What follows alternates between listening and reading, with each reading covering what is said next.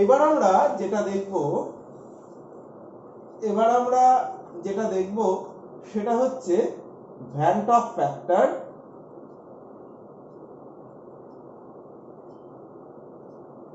I বলতে কি বুঝি। ভ্যান টপ ফ্যাক্টর আই বা ভ্যান টপ গুণক, এটা বলা হয় সংখ্যাগত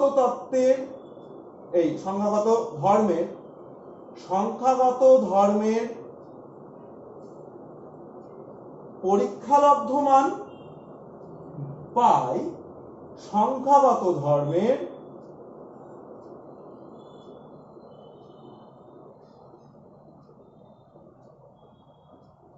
থিওরিটিক্যাল মানের অনুপাত। এবার একটা জিনিস আমরা জানি যে এই যে সংখ্যাগত ধর্ম, অর্থাৎ সেটা ডেল টিএফ বা ডেল টিবি বা পাই বা del P by del P nought, এইগুলো হয়। এটা কিন্তু কার সাথে প্রপোর্শনাল না, কণা সংখ্যার সাথে। আবার দেখ, এই যে কোনো একটা মান, যে কোনো, সেটা দেখবি সব সময় ধর ডেল টিএফ কে আমরা কি লিখতে পারি, KF into W2 by M2 into W1 into 1000। তাহলে আমরা কি দেখছি যে এখানে ডেল টিএফ দ্রাবের আণবিক ভরের সঙ্গে ব্যস্তানুপাতিক, ঠিক তো? দ্রাবের আণবিক ভরের সঙ্গে ব্যস্তানুপাতিক। তাহলে দেখ এই ক্ষেত্রে কি হবে না, এই ক্ষেত্রে আমি বলতেই পারি যে এটা দ্রাবের যে কোনো, এটা আমি টিএফ দিয়ে দেখালাম, কিন্তু এই প্রত্যেকের ক্ষেত্রে কিন্তু এটা প্রযোজ্য। তোরা ফর্মুলাগুলো যদি দেখিস তাহলে প্রত্যেকের দেখবি নিচে M2 আছে, ঠিক আছে? তাহলে দ্রাবের আণবিক ভর তার সঙ্গে ব্যস্তানুপাতিক। তাহলে আমি যদি I সমান, এবার আমি যদি এটা লিখি যে 1/m, কি লিখবো এখানে? সংখ্যাগত ধর্মের জায়গায় আমি যেহেতু দেখলাম ব্যস্তানুপাতিক, তাহলে 1/m experimental value by 1/m theoretical value আমি লিখতে পারি। তাহলে কি চলে আসে আমার, m এর থিওরিটিক্যাল ভ্যালু বাই m এর এক্সপেরিমেন্টাল ভ্যালু। এবার এটাকে আরো সোজা করে আমি লিখছি, m থিওরিটিক্যাল ভ্যালুকে আমি m দিচ্ছি আর এক্সপেরিমেন্টাল ভ্যালুকে আমি m ড্যাশ নাম দিচ্ছি। তাহলে আমরা দুই ভাবেই আমি এই van top factor I K আমি বলতে পারি। এইবার ন্যাচারালি দেখি আই যদি 1 হয় তাহলে কি হয়, 1 এর বড় হলে কি হবে এবং 1 এর ছোট হলে কি হবে।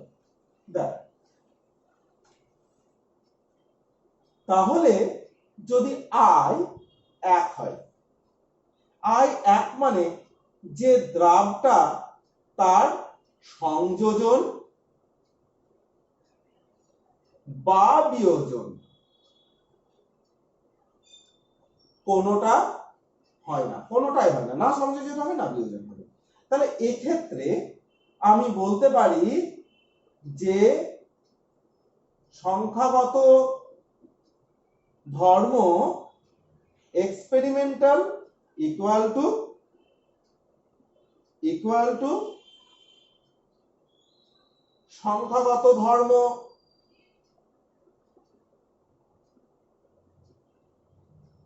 থিওরিটিক্যাল, বা m experimental that is m dash আর m থিওরিটিক্যাল, এই দুটো সমান হবে।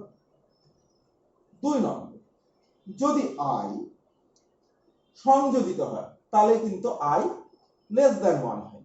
তাহলে এখানে দ্রাবের সংযোজন ঘটে, যেটা অ্যালকোহলের ক্ষেত্রে দেখতে পাই বা কোনো কার্বক্সিলিক অ্যাসিডের ক্ষেত্রে দেখতে পাই। তাহলে দ্রাবের সংযোজন হচ্ছে। তাহলে দ্রাবের যদি সংযোজন হয় তাহলে কি হবে? আমরা জানি যে পরীক্ষালব্ধ মান বাই তাত্ত্বিক মান। তাহলে আমরা এটা কি লিখতে পারি? দেখ, আমরা ইজিলি এটা লিখতে পারি সংখ্যাগত ধর্ম তার এক্সপেরিমেন্টাল ভ্যালু বাই সংখ্যাগত ধর্ম তার পরীক্ষালব্ধ মান মানে থিওরিটিক্যাল ভ্যালু। এটা সমান আমরা লিখতে পারি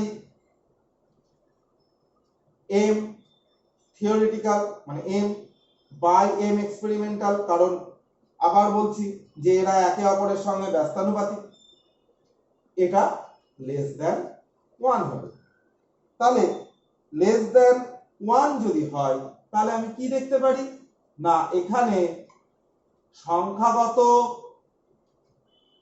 ধর্ম experimental must be less than সংখ্যাগত ধর্ম থিওরিটিক্যাল। এইবার এম অর্থাৎ M less than M dash, অর্থাৎ সংযোজনে আমি দেখব পরীক্ষালব্ধ যে মান, পরীক্ষালব্ধ যে আণবিক ভর সেটা কিন্তু বেশি হচ্ছে, আর থিওরিটিক্যাল যে আণবিক ভর সেটা কম হচ্ছে। আর পরীক্ষালব্ধ যে কলিগেটিভ প্রপার্টি তার মান কম হচ্ছে, আর থিওরিটিক্যাল যে কলিগেটিভ প্রপার্টি বা সংখ্যাগত ধর্ম তার মান বেশি হচ্ছে। নেক্সট, যদি i গ্রেটার দ্যান 1 হয় তাহলে এক্ষেত্রে দ্রাবের বিয়োজন হয়। এক্ষেত্রে দ্রাবের বিয়োজন হয়, ঠিক আছে? এক্ষেত্রে দ্রাবের বিয়োজন হয়। তাহলে এক্ষেত্রে কি হবে? না, এক্ষেত্রে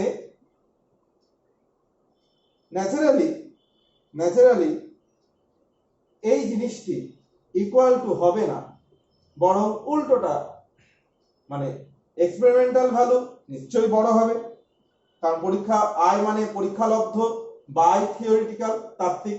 তাহলে পরীক্ষালব্ধ মান বা এক্সপেরিমেন্টাল ভ্যালুটা বড় হবে এবং সংখ্যাগত ধর্ম থিওরিটিক্যাল বা থিওরিটিক্যাল মানে হচ্ছে যেটা তাত্ত্বিক সেটা ছোট হবে। আর যদি আমরা এম এম ড্যাশ দিয়ে করি, যদি বিয়োজিত হয় তাহলে এম বড় হবে আর এম ড্যাশ ছোট হবে,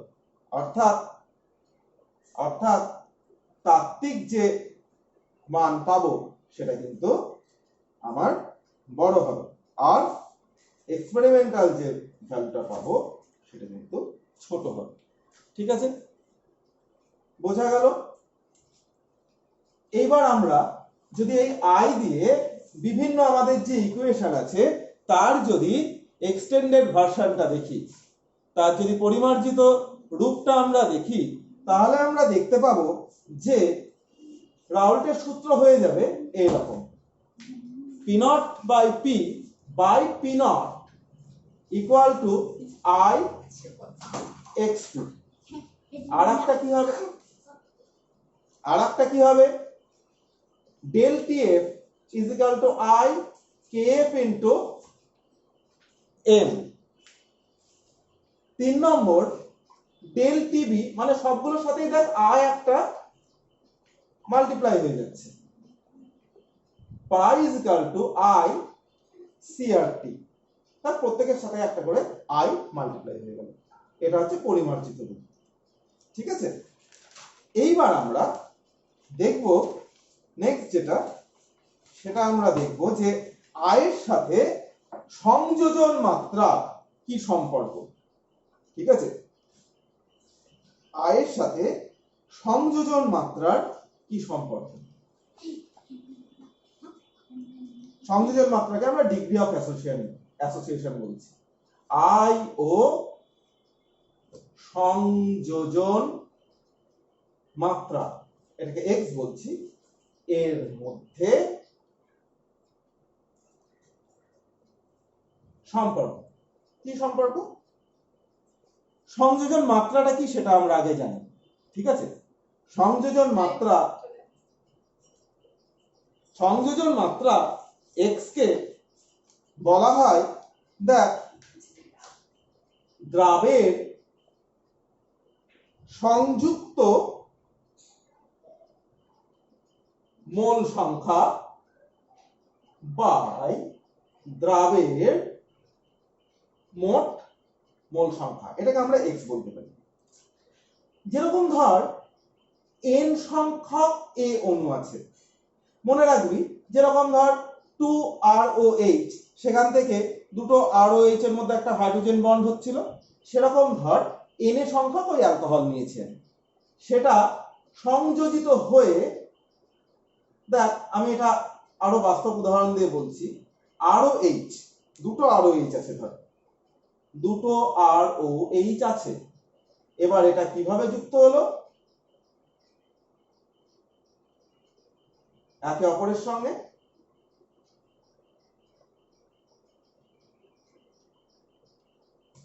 হলো, এরকম ভাবে যুক্ত হলো। তাহলে এটাকে আমরা লিখতে পারি দেখ ROH হোল টুয়াইস। সেরকম যদি ধর এখানে n সংখ্যক ROH থাকতো, তাহলে আমি এখানে কি লিখতাম? ROH হোল n, বা এটাকে আমি লিখতে পারি AN। বোঝা গেল? নেক্সট হচ্ছে, ধরে নে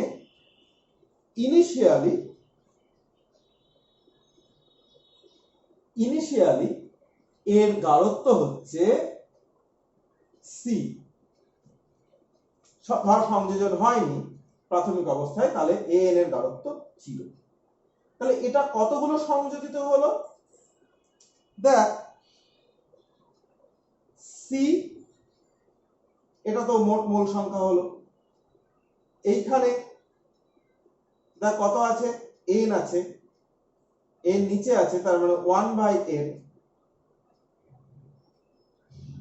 গণিত সবগুলো হয়নি, মানে এটা মানে হচ্ছে ধর তোর 100টা মোট দ্রাব এর অণু আছে, তার মধ্যে ধর 30টি সংযোজিত হলো, বাকি 70টি অসংযোজিত অবস্থায় থাকলো। এমন নয় যে 100টার মধ্যে 100টাই সংযোজিত হবে, এটা হয় না, ঠিক আছে? ধর 100টার মধ্যে 30টা সংযোজিত হলো, তাহলে x এর মান এখানে কত? 0.3। ধর 100টার মধ্যে 80টি সংযোজিত হলো, তাহলে এখানে x এর মান কত? 0.8। তাহলে n সংখ্যকের মধ্যে যদি x সংযোজিত হয়, তাহলে নিশ্চয়ই আমাকে x দিয়ে এটা গুণ করতে হবে, তাহলে C/n ইনটু x। আর পড়ে থাকলো কতটা? পড়ে থাকলো কিন্তু C মাইনাস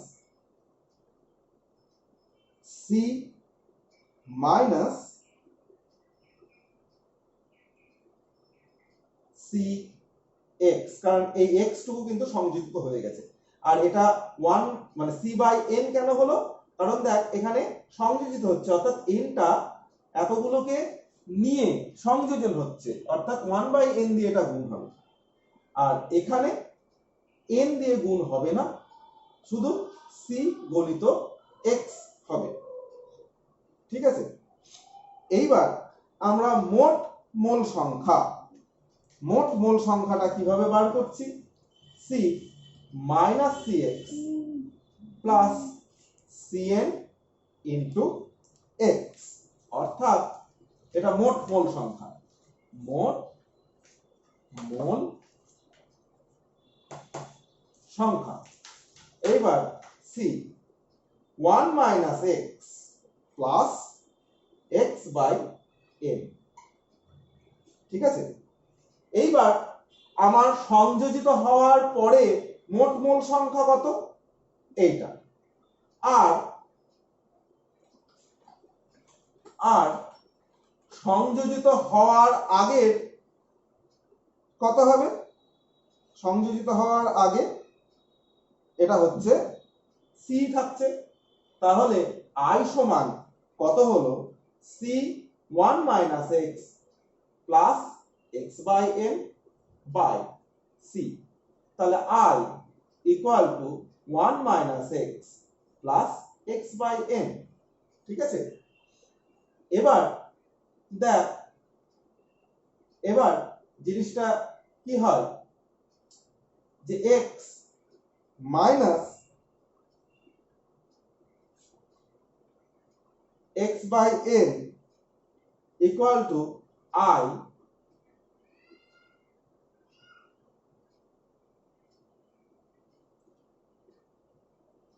মাইনাস 1।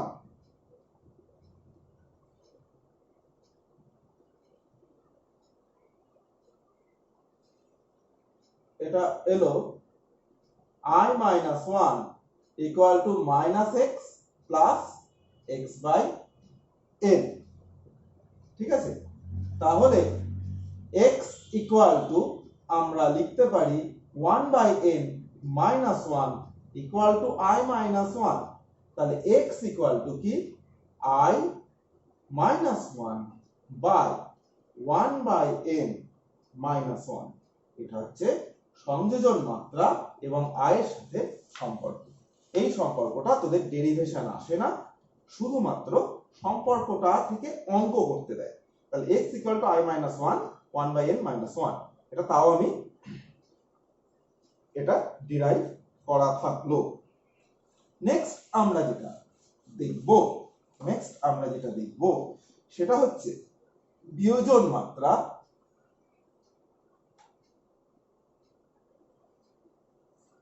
অর্থাৎ ডিগ্রি অফ ডিসোসিয়েশন, যেটাকে আলফা বলি, ও আই এর মধ্যে সম্পর্ক।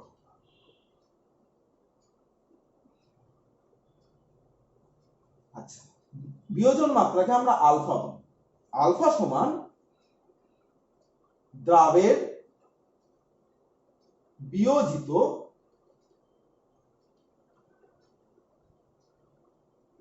মোল সংখ্যা বাই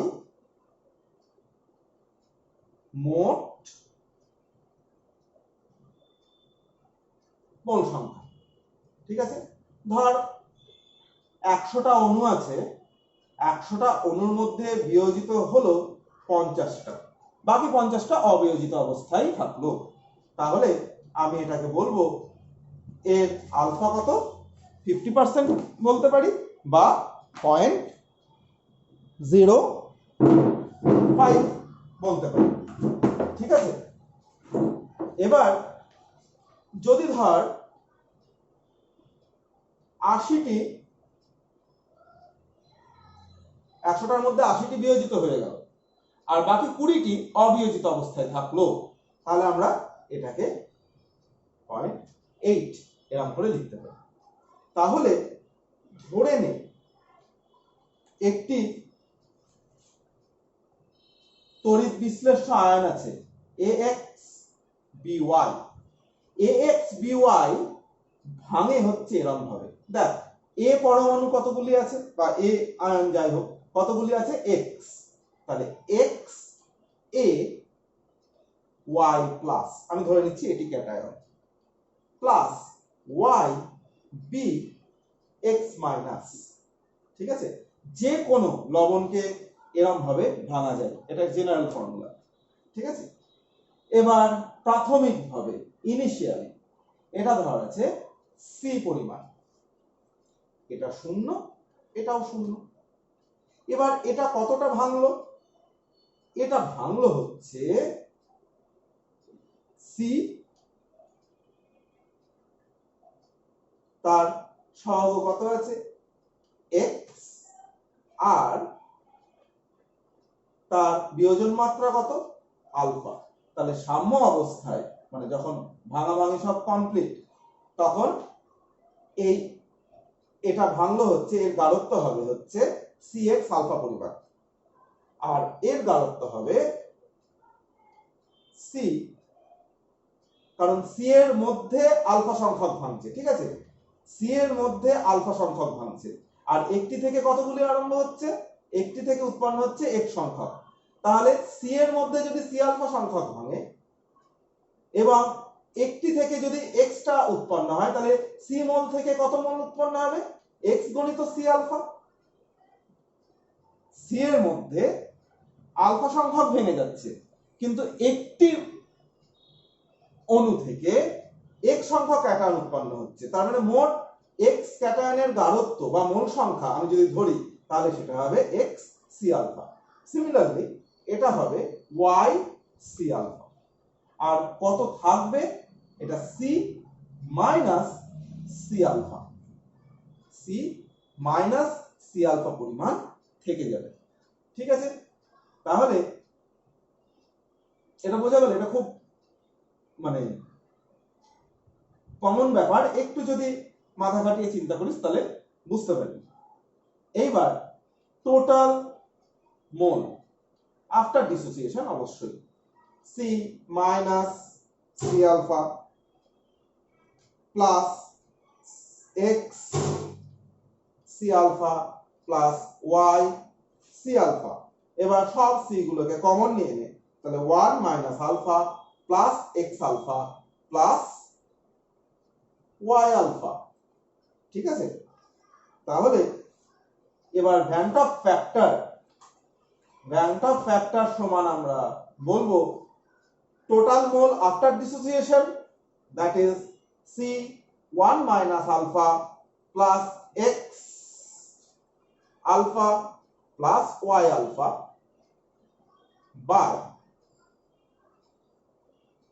বাই সি। তাহলে আই ইকুয়াল টু, দেখ আই ইকুয়াল টু কি হবে, 1 minus alpha plus X alpha plus Y alpha. এবার I minus 1 equal to alpha, এরকম ভাবে আমি লিখি, আলফা কমন নিলাম, তাহলে এক্স প্লাস ওয়াই মাইনাস 1। তাহলে alpha equal to I minus 1 by X plus Y minus 1। এবার এই মোট মোল সংখ্যাকে যদি আমরা n বলি, তাহলে আমরা লিখতে পারি alpha is equal to I minus 1 n minus 1। ঠিক আছে, আর এখান থেকে আমরা x এর কি পেলাম, একইভাবে দুটোকে আমরা মনে রাখবো, কারণ তোদের যেহেতু ডেরিভেশন নেই, মনে কি করে রাখতে হবে, দুটোই alpha is equal to i minus 1, x is equal to i minus 1 by alpha is equal to n minus 1। আর যেহেতু এটা সংযোজন হচ্ছে, তাই এখানে হবে 1 বাই n মাইনাস 1। ঠিক আছে, এইভাবে আমরা কিন্তু দুটো জিনিসকে মনে রাখবো। ঠিক আছে, এটা মনে রাখবো।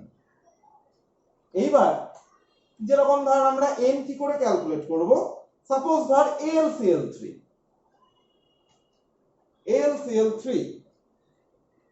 এর n হবে, দেখ এটা ভেঙে যাচ্ছে Al3 plus plus 3Cl minus. তাহলে এখানে n equal two x plus y, x হচ্ছে 1, y হচ্ছে 3, তাহলে 4। বোঝা গেল? এইভাবে আমি n ক্যালকুলেট করব। বা ধর 2COH, এটা সংযোজিত হয়ে COH হোল টুয়াইস হয়ে যাচ্ছে, তাহলে এখানে হচ্ছে 1 by n equal to 1 by 2। বোঝা গেল? তাহলে এই হলো আমাদের সংযোজন এবং বিয়োজনের জন্য প্রয়োজনীয় সূত্র। ঠিক আছে।